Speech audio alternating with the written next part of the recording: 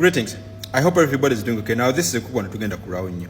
Abasinga ku mukimanyi nti olunaku lwaleero kkooti ensukkulumu lw'okusala kwayo kuba civilians okuwozesebwa mu court martials oba kangaroo courts ez'amagye. Ebintu bitambula bulungi for now. Yes, naye ngenda kubasaba abaana ba struggle temukyamuukirira. Yes, gwe munnayuganda ali eyo tokyamuukirira for now okusinziira ku balamuzi abatudde ku pano. Things are so far moving in the interest of a common Ugandan, of a civilian.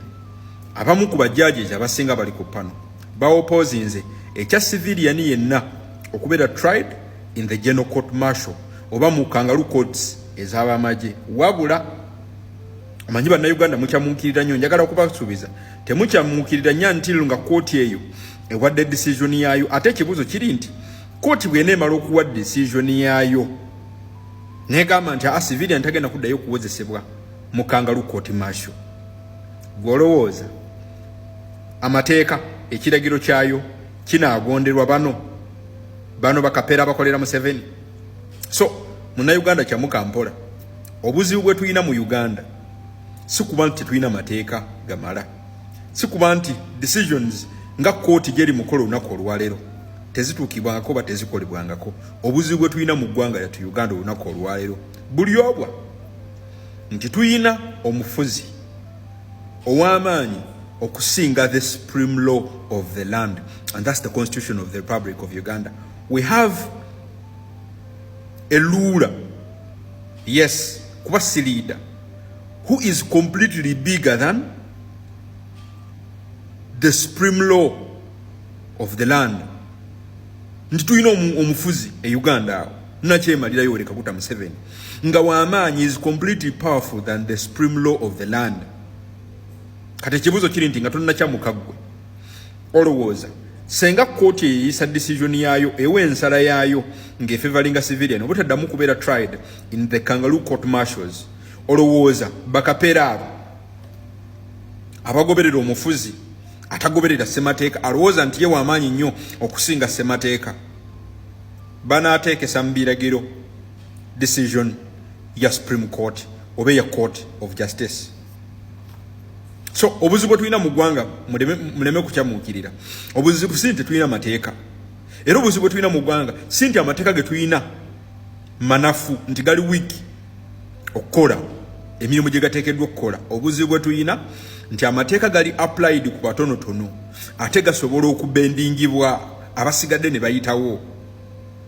Amateeka ganyoomwa, semateeka tagobererwa.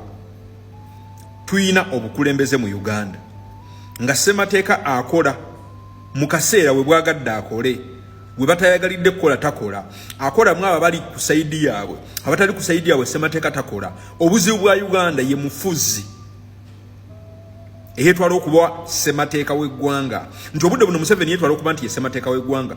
Bwe buzibu bwe tulina we Uganda. So kati gwe munnayuganda ali mu kukyamuka nti for now proceedings za court zitambula bulungi, olabira ddala ziri mu favor ya civilian. Wuliriza ebigambo bino.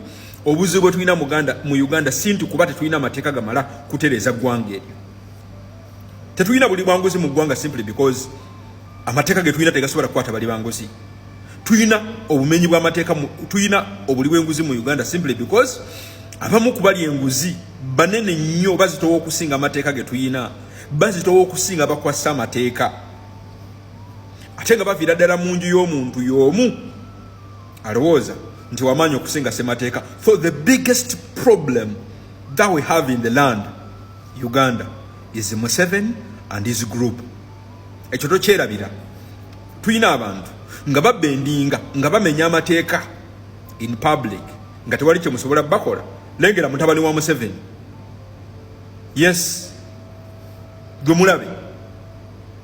Lengera Jaden Muhozi, CDF amenya amateeka, amenya semateeka in public. What can the law enforcers do? What can the legislators of the land do through the person of Jaden Muhozi? Mwabakwasa amateeka abadde awo ne mugamba nti mwasoma nnyo amateeka. What have you done? Kungeri Muhozi gyali mu kumenya mu amateeka. What have you done? And what can you do anyway? Anyways, what can you do nga mulaba nti Muhoozi engeri gya tweetinga n'engeri gy'ayogera ali completely partisan, alaga ayina abantu bayagala okutta, ateeka sentiments oba statements ku mikutu gye handoze nga is a CDF of our beloved country. What can you do, you the so-called legislators, you the so-called elites? What can you do? You the judges, can you do anything? Onaku waero bajaji mbadala batudde bambadde biwigi nga Museveni yagamba bambala biwigi mbo bali mu kuwa nsala yaayo. So what? Mugenda kuwa ensala nga favoring aba civilians, but do you think your decisions will be respected? Do you think the decisions of that panel will be respected by the goons in the military kangaroo courts? Do you think they will apply? Nga tuli mwako guli political. So gwe muna Uganda abadde akyamuse simply because that engeri pano gyeri mu kutambulamu appearing okubanga eri mu favor ya civilian. Don't you jubilate. Kubanga obuzibu bwe tuyina Uganda awo si kuba nti tuyina mateeka. Obuzibu bwe tuyina Uganda awo si kuba nti tulaakinga amateeka agamala okutereeza ensi yaffe. Obuzibu bwe tuyina Uganda nti tuyina abasaddukaayo, abambazi ba gambutusi, abakwasi b'emiggo, abalowooza nti bamaanyi okusinga semateeka. Tuyina abantu nga amateeka gakola kubatakkiriziganya nabo, nga kubakkiriziganya nako amateeka gabbendinga. So kyamuka mpola weewe wano wetulaga bw'otayimukiramu kutaasa nsi yo kijja kulya. Tandikira ku ngeri Janet Kataha Museveni gye baagabyemu, engeri gye baagabyemu Max mu bigezo wojja omumanya nti kino olowooza toli mu politics niyo ojja kusasula sente nnyingi nnyo osomeseze omwana wo kusomera ebbeeyi mu Central Region, ebigezo bigenda okudda nga Ministry of Education ekulirwa mukyala Museveni asudde niyala amasomero agasinga agali mu Central Region, agali mu Kampala nga agasudde simply because she's the number one tribalistic person ali Uganda. Nti akwata amasomero ag'amaanyi agali mu Buganda n'alowooza nti bw'agasula amasomero agali mu Kampala affecting Abaganda, kwata ku mutwe. Gwe bagambye Kampala eri mu Baganda, Kampala eri mu Baganda bokka. Kati gwe ddeyo opposing olowooza nti politics takwatako wakiringa. Politics agenda kusanga buli wamu. Lwa nsonga abali mu bifo eby'amaanyi tebakwagalangako, ye gwe abeesibako. Lw'oli kitegeera ekyo, lw'oligatta eddoboozi lyo n'ebikolwa yo ku byaffe, tutwale bana bayeekera emisinde. Tokyamuka weewe katandika butandisi. Don't you get excited. It's just the beginning. Don't you even develop a little trust in the judiciary. Mpola, genda mpola.